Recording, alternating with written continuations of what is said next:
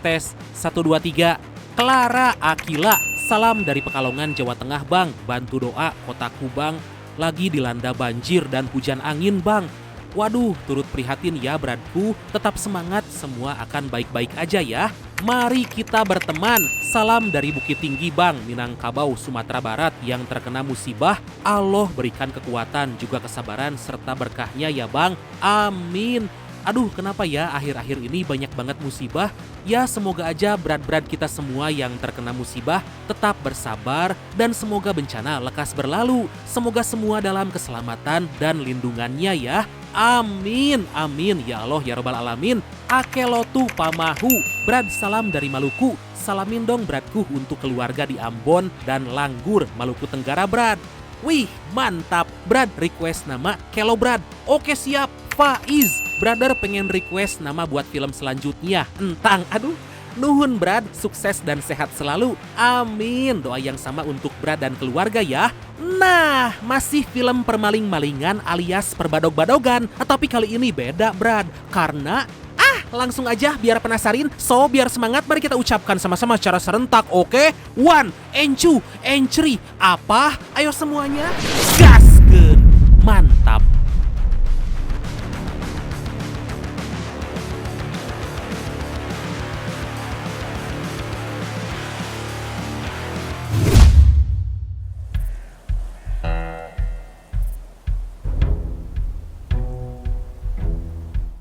Film dibuka di mana kita dikenalkan dengan seorang anak bernama Daniel yang baru lahir dari kalangan keluarga kurang beruntung. Setiap hari Daniel selalu ikut pamannya bekerja di sebuah restoran mewah karena udah gak punya lagi orang tua. Sebagai anak yatim piatu, Daniel selalu dibully oleh teman-temannya, apalagi saat ini dia hidup serba kekurangan. Duh, kasihan banget. Chartres.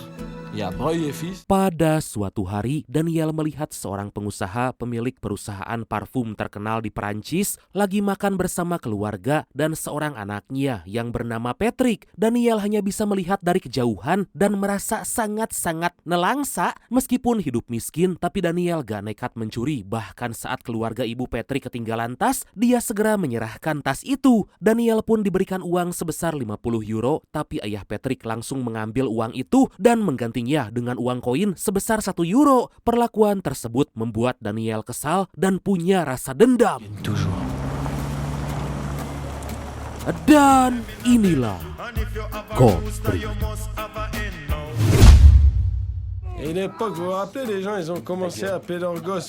Beberapa saat kemudian Daniel dibully oleh teman sekolah dan dia pun dibantu sahabat terdekatnya yang dijuluki Scania karena berbadan besar. Aduh, Scania itu merek mobil truk kan? Daniel selalu berterima kasih karena Scania selalu menolong, bahkan membantu melawan orang-orang yang telah membulinya. Belasan tahun kemudian Daniel dan Scania udah tumbuh besar dan mereka bekerja di sebuah perusahaan ekspedisi sebagai kurir. Meskipun bergaji kecil, tapi Daniel merasa senang daripada harus bekerja di pabrik parfum milik ayah Patrick yang dulu pernah menghinanya. Tapi secara mengejutkan, Daniel dan Scania di PHK dari tempat itu karena pendapatan perusahaan semakin menurun hingga harus mengurangi karyawan. Akhirnya Daniel terpaksa melamar pekerjaan di perusahaan ayah Patrick karena Scania terlebih dulu udah kerja di sana. Meskipun masih dendam, tapi karena butuh mau gak mau Daniel harus tetap bekerja. Daniel diajak Scania bertemu dengan seorang manajer gudang yang kita panggil Entang aja lah ya, sesuai request dari brand kita yang satu ini. Anjir, kok Entang, Tapi Daniel malah dimintai uang sebesar 900 euro atau sekitar 18 juta rupiah. Awalnya Daniel sangat gak terima, tapi karena butuh pekerjaan, mau gak mau dia pun membayar. Di keesokan hari Daniel mulai masuk kerja dan ditugaskan di bagian QC atau Quality Control Parfum sebelum diedarkan. Diketahui perusahaan ayah Patrick mengelola parfum-parfum mewah dari berbagai negara untuk didistribusikan dan mereka memegang beberapa merek mulai dari CB Gold, CB Extreme hingga yang paling terkenal yaitu Dior, Hermès, dan Louis Vuitton. Baru 1 minggu kerja, Daniel sering terlambat masuk karena selalu kesiangan bangun. Daniel pun buru-buru pergi, tapi beruntung dia gak kena hukuman karena semua pekerja lagi berduka karena ternyata pemilik perusahaan yang gak lain dan gak bukan ayah Patrick baru aja meninggal dunia. Un bruit de moins dans le paysage, autant dire que j'étais preneur. Tentu para direksi perusahaan menunjuk Patrick sebagai pimpinan, sebagai pewaris tunggal menggantikan ayahnya. Tapi Daniel merasa gak terima karena berpikir bahwa Patrick gak punya kemampuan, tapi nasibnya baik lahir di keluarga yang kaya. Dikarenakan baru diangkat, Patrick pun memberi semua pegawai parfum sebagai rasa terima kasih karena masih setia bekerja di perusahaan ini. Sepulangnya bekerja, Daniel mencoba menjual parfum yang dia dapat di internet karena harganya lumayan mahal. Agar bisa terjual dengan cepat, Daniel menjual parfum itu setengah harga, yaitu 50 euro atau senilai hampir 1 juta rupiah. Gak lama parfum tersebut pun laku dan membuat Daniel sangat terkejut hingga akhirnya dia pun terpikir dengan sebuah rencana.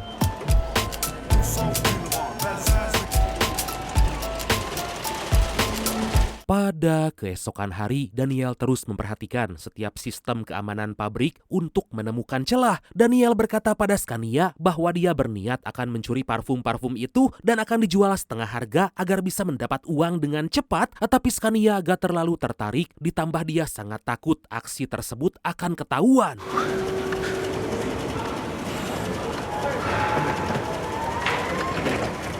Satu minggu kemudian Daniel mulai mencuri beberapa parfum dan memasukkannya ke kardus rusak lalu akan diberikan pada Scania. Awalnya Daniel cukup kesulitan, tapi karena Entang memintanya untuk bertugas membuang sampah, dia pun merasa bahwa itu merupakan kesempatan emas. Puis dessiner le soir, ça vous pose pas de problème ça non? Dans les bureaux. À la fin de la journée, ils embarquent des... Singkat cerita, dalam 6 bulan Daniel dan Scania berhasil mendapatkan uang sebanyak 100.000 euro atau hampir senilai 2 miliar rupiah. Sebagai OKB atau orang kaya baru, Daniel benar-benar menghamburkan semua uang itu mulai dari membeli jam tangan mewah hingga menghabiskan malam dengan berpesta. Saat berada di sebuah klub secara gak sengaja, Daniel bertemu dengan seorang wanita cantik bernama Virginia. Daniel sangat terpesona dengan kecantikan Virginia dan merasa bahwa dia adalah jodohnya. Tapi karena sejak kecil Daniel selalu minder, dia pun sangat gugup untuk mengajak Virginia bicara. Daniel pun mulai mengenalkan diri dan mengaku sebagai pengusaha parfum kecil-kecilan. 20h30. Merci. 20h30, un peu plus tard. Pada keesokan hari, Daniel dicegat oleh Entang karena kelihatan memakai jam tangan Rolex. Daniel pun beralasan bahwa itu adalah hadiah ulang tahun yang diberikan oleh sang ibu. Tentu Entang sangat gak percaya karena Daniel bukan dari keluarga yang kaya. Dikarenakan Daniel belum membayar uang masuk kerja kepada Entang, akhirnya jam tangan tersebut pun disita. Sepulangnya ke rumah, Daniel mengecek sisa parfum curian karena uangnya mulai menipis. Tapi Daniel sangat terkejut melihat penjualannya ditangguhkan karena ada yang melaporkan bahwa Daniel menjual barang palsu. Gak lama Daniel menyadari ada polisi yang mendatangi rumahnya. Dia pun buru-buru menyembunyikan laptop agar aksinya selama ini gak sampai ketahuan. Daniel pun menemui polisi itu, tapi Daniel mencoba tetap tenang agar gak dicurigai. Daniel beralasan bahwa dia sama sekali gak tahu karena dia hanya seorang pegawai di gudang penyimpanan parfum. Beruntung Daniel terus menjelaskan dengan baik hingga akhirnya polisi itu pun pergi.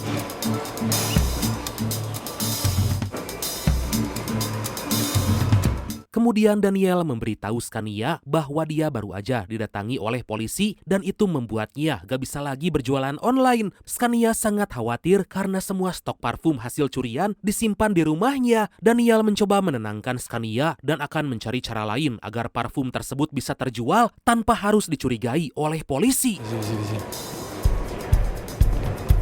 Saat akan kembali bekerja secara gak sengaja, Daniel melihat Virginia bersama Patrick. Waduh, dia pun pergi ke ruangan untuk menemui Virginia karena merasa malu telah mengaku sebagai pengusaha parfum, padahal Daniel hanya seorang pegawai. Diketahui Virginia baru aja ditunjuk oleh Patrick menjadi general manager perusahaan. Daniel kembali memberanikan diri dengan mengajak Virginia makan malam, tapi Virginia gak mau mencampur adukan antara pekerjaan dengan perasaan. Mendengar hal itu, Daniel merasa bahwa Virginia telah menolaknya. On s'habitue à force. Pada keesokan hari, Daniel pergi ke sebuah pasar berniat mencari beberapa barang. Tiba-tiba dia melihat orang yang menjual produk Apple dengan harga yang sangat murah. Daniel menduga jika itu semua pasti dibeli dari black market karena harganya sangat jauh di bawah pasaran. Untuk memastikan hal itu, Daniel melihat ke mobil milik orang tersebut. Tapi Daniel malah dituduh maling dan hampir dihajar.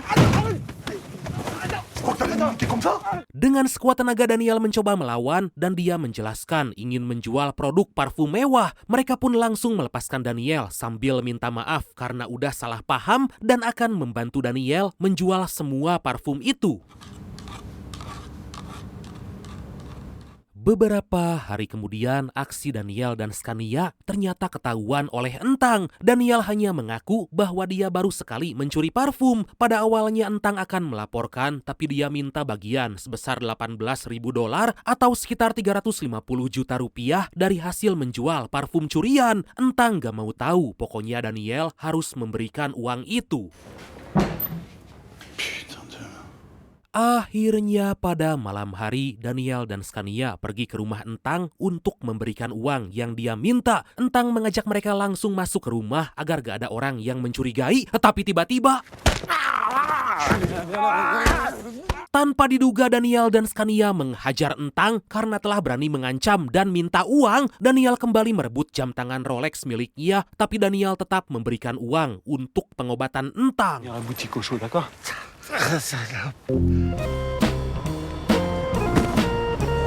Entang memutuskan mengambil cuti kerja selama 6 bulan karena harus menjalani perawatan. Hal itu dimanfaatkan dengan baik oleh Daniel dan Scania untuk mencuri parfum sebanyak-banyaknya karena gak ada lagi orang yang akan menghalangi dan mengetahui aksi mereka. Singkat cerita, penjualan parfum curian mereka meningkat dengan sangat pesat dan mendapatkan uang yang jauh lebih banyak. Saking banyaknya uang yang dimiliki, Daniel sampai bisa membeli rumah mewah. Scene berpindah memperlihatkan Patrick, Virginia, serta direksi perusahaan tengah meeting untuk membuat sistem pengawasan. Patrick ditawari sebuah kamera inframerah untuk memastikan agar semua produk bisa aman dan sesuai. Tetapi Virginia menolak teknologi itu karena punya kekurangan, yaitu gak bisa menghitung jumlah parfum yang ada dalam kotak dan itu tetap bisa menjadi sebuah celah. Tapi Patrick gak mendengarkan dan lebih memilih untuk menggunakan kamera itu. Merci Patrick. Pada malam hari, Patrick curhat pada sang istri tentang perusahaan yang lagi dia jalankan. Patrick merasa ini bukan passionnya dan menjalankan semua ini karena gak ada lagi orang pengganti setelah kepergian sang ayah. Istri Patrick pun menyarankan agar perusahaan Patrick diakuisisi oleh perusahaan lain. Tapi Patrick gak mau karena perusahaan itu sangat dibenci oleh ayahnya karena menjual parfum dengan harga diskon. Istri Patrick menjelaskan bahwa itu justru bisa membantu Patrick agar bisa lepas dari beban berat.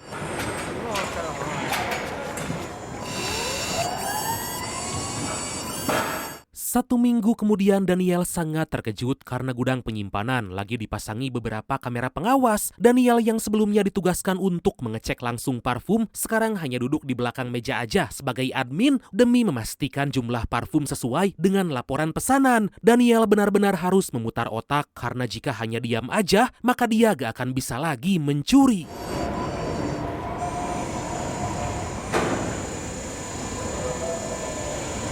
Sementara Virginia sangat gak terima dengan keputusan yang telah diambil oleh Patrick. Virginia rela meninggalkan pekerjaan sebelumnya karena diminta Patrick untuk membantu, tapi Patrick malah lebih memilih mendengarkan omongan orang lain. Patrick hanya bisa diam karena dia sendiri juga sebenarnya bingung dengan keputusan yang dia ambil.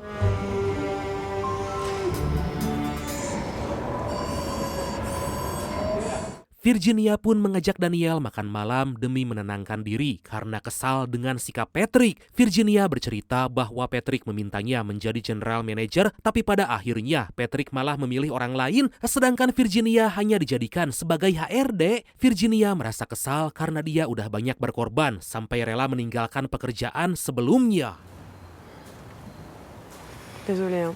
Ternyata Virginia ingin balas dendam pada Patrick, tapi gak tahu dengan cara apa. Tentu Daniel akan membantu Virginia, tapi harus mengikuti semua rencana yang Daniel siapkan.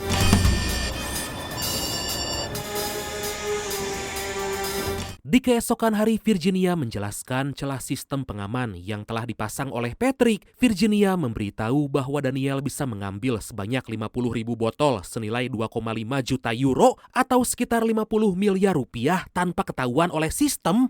Wow, dikarenakan akan kewalahan, Daniel butuh 10 pekerja lain agar membantu rencana itu.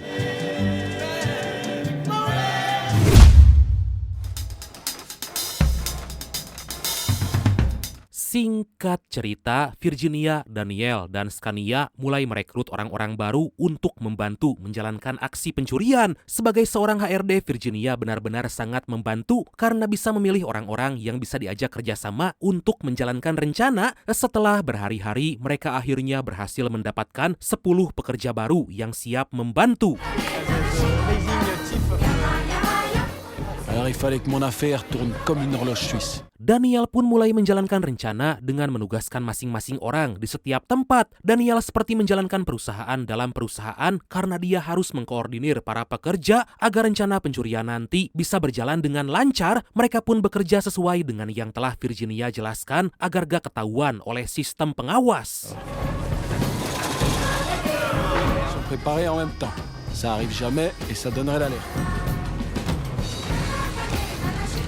Semua rencana berjalan dengan lancar, mereka berhasil mencuri sekitar 2.000 parfum bernilai hampir 400.000 euro hingga membuat Daniel kembali berfoya-foya. Kini Daniel menjalin hubungan dengan Virginia dan mengajaknya untuk kembali mencuri semuanya dari Patrick. Aventure, l'envie vous prendre, vous lancer dans un business comme le mien.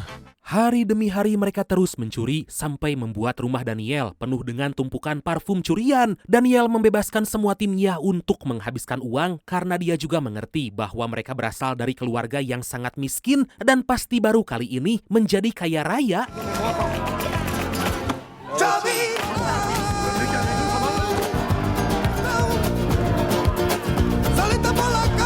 Pada keesokan hari, Daniel bertemu dengan paman Scania karena akan membeli sebuah gudang yang akan dijadikan tempat penyimpanan parfum curian. Mereka juga membeli truk Scania agar memudahkan pengantaran barang yang akan dijual. Daniel benar-benar sangat gak menyangka bahwa bisnisnya ini bisa berjalan dan berubah menjadi sangat besar sampai menghasilkan uang yang sangat-sangat banyak.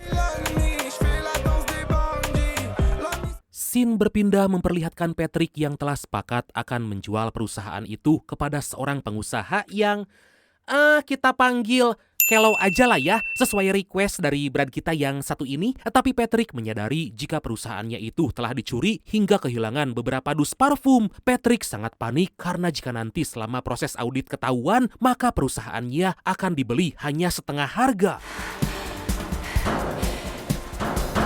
Di sisi lain, Kellow mendapat informasi dari istri Patrick karena ternyata mereka menjalin hubungan gelap. Diketahui Kellow udah lama mengincar perusahaan Patrick dan berkat bantuan dari selingkuhannya itu, Kellow bisa membayar perusahaan Patrick hanya setengah harga. D'abord, je me fais embaucher chez Breuil en tant que tôlard en réinsertion. Kemudian Kellow bertemu dengan seorang mantan napi bernama Angie yang akan diperintah menyusup ke dalam perusahaan demi memastikan kabar pencurian dalam perusahaan Patrick. Kellow meminta Angie agar mencari tahu dengan detail berapa total kerugian perusahaan agar nanti bisa dia gunakan untuk melemahkan Patrick.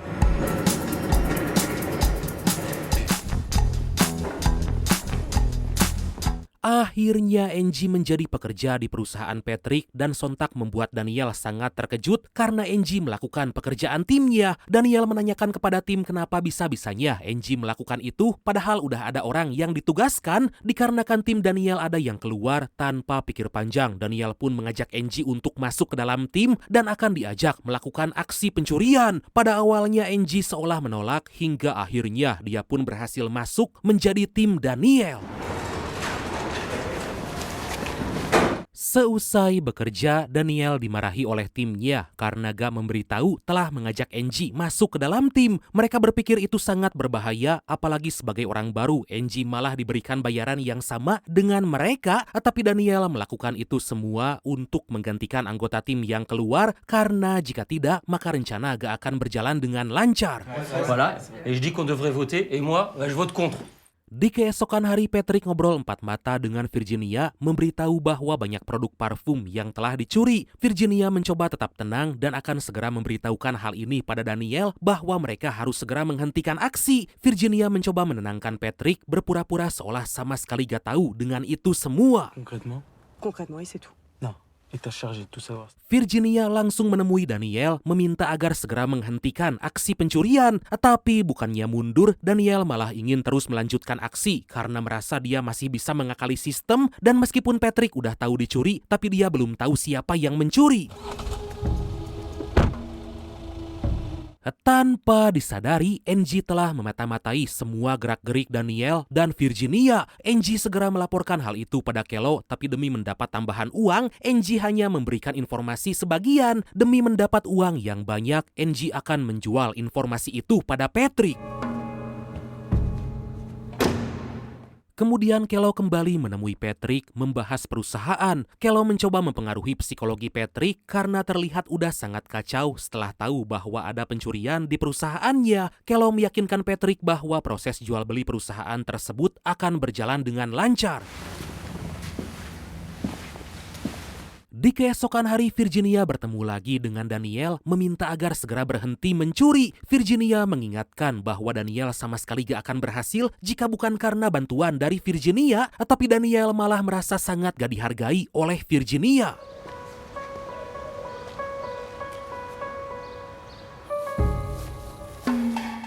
Sementara itu Patrick dihubungi oleh Angie karena akan diberitahu siapa aja yang telah mencuri dari perusahaannya. Patrick pun meminta agar Angie memberitahu di mana para pencuri itu menyimpan parfum karena harus dikembalikan ke perusahaan sebelum proses audit. Angie meminta bayaran terlebih dulu dan nantinya akan membantu mengembalikan semua parfum itu. Kemudian Angie juga mengirimkan sebuah video skandal perselingkuhan antara istri Patrick dengan seseorang yang gak lain dan gak bukan, yaitu Kelo.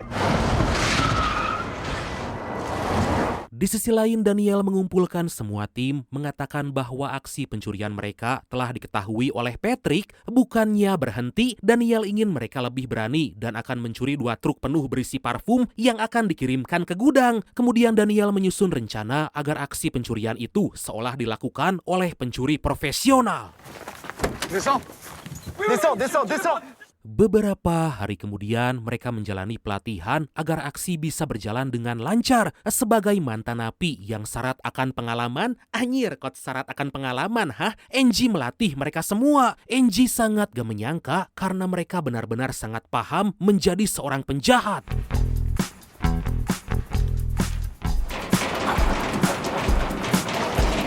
Singkat cerita, Daniel dan yang lain udah bersiap melakukan aksi yang jauh lebih besar dari sebelumnya. Mereka menunggu petunjuk dan saat truk berhenti untuk mengisi bensin, dengan cepat mereka segera bersiap dan aksi itu pun dimulai.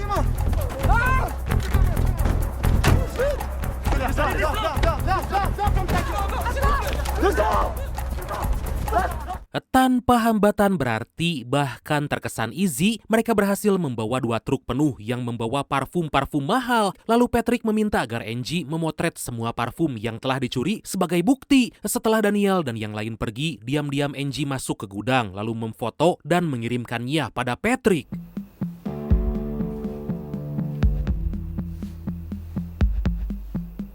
Kemudian Angie pergi ke tempat lain karena semua foto itu belum terkirim akibat gak ada sinyal. Ternyata Daniel dan Shania udah tahu dengan pengkhianatan Angie dan dengan cepat mereka pun mengejar Angie.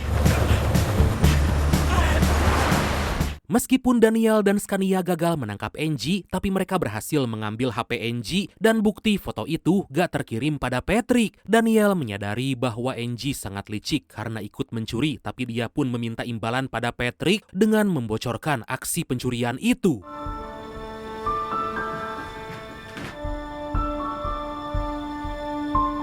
Scene berpindah memperlihatkan Patrick dan Kello kembali bertemu karena hari ini perusahaan Patrick akan diaudit. Kello sangat senang karena berdasarkan informasi dari Angie, perusahaan Patrick telah dicuri dan tentu stok parfum di gudang gak sesuai dengan laporan yang ada. Tapi secara mengejutkan, hasil audit menunjukkan bahwa stok parfum di gudang sama dengan laporan yang ada. Itu berarti Kello harus membayar penuh perusahaan Patrick dan gak bisa setengah harga. Demi mengetahui apa yang sebenarnya terjadi, malam sebelum Daniel memberitahu timnya agar mencuri 2 truk yang membawa penuh parfum, ternyata Daniel terlebih dulu bertemu dengan Patrick. Daniel diberitahu jika Patrick udah tahu dengan semua pencurian yang dilakukan Daniel karena mendapat informasi dari Angie. Tentu Daniel sangat ketakutan, tapi di sisi lain masih bertanya-tanya kenapa Patrick gak melaporkan hal ini pada polisi. C'est déjà signé, c'est bien le problème. Patrick ingin Daniel mengembalikan stok yang masih ada ke gudang karena akan diaudit. Sontak Daniel berkata karena itu semua gak bisa karena udah banyak yang kejual. Patrick pun punya rencana agar Daniel mencuri 2 truk parfum dan itu akan diasuransikan, jadi Patrick bisa mendapat 2 kali lipat. Dengan itu hasil audit perusahaan Patrick gak akan ada masalah dan gak akan dibeli dengan setengah harga. Akhirnya Daniel sepakat, lagi pula dia gak akan dilaporkan ke polisi. Patrick melakukan ini semua karena dia sangat kecewa pada istrinya yang telah selingkuh dengan Kello. Pharaonique.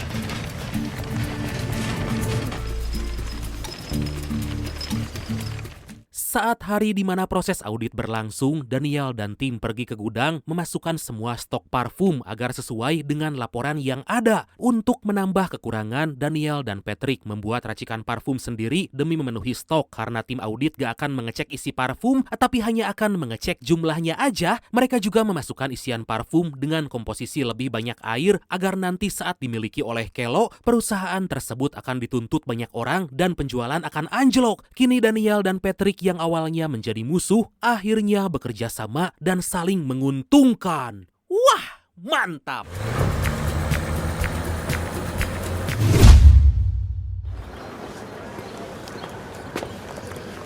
Beberapa waktu kemudian, Daniel kembali bertemu dengan Patrick karena kini Daniel menjalankan bisnis parfumnya sendiri, sedangkan Patrick menjalani bisnis lain yang sesuai dengan passionnya. Mereka sangat gak menyangka karena berakhir dengan menjadi saling menguntungkan satu sama lain. Dan akhirnya film ini pun tamat. Wah, happy ending ya. Jarang sih ada yang win-win solution kayak gini kejahatan. Oke lah bradku. Makasih banyak udah nonton sampai akhir. Seperti biasa, mohon maaf karena masih banyak kekurangan. Semoga terhibur, semoga kalian dan keluarga sehat selalu. Salam sukses, salam santuy dan see you next time. Bye-bye.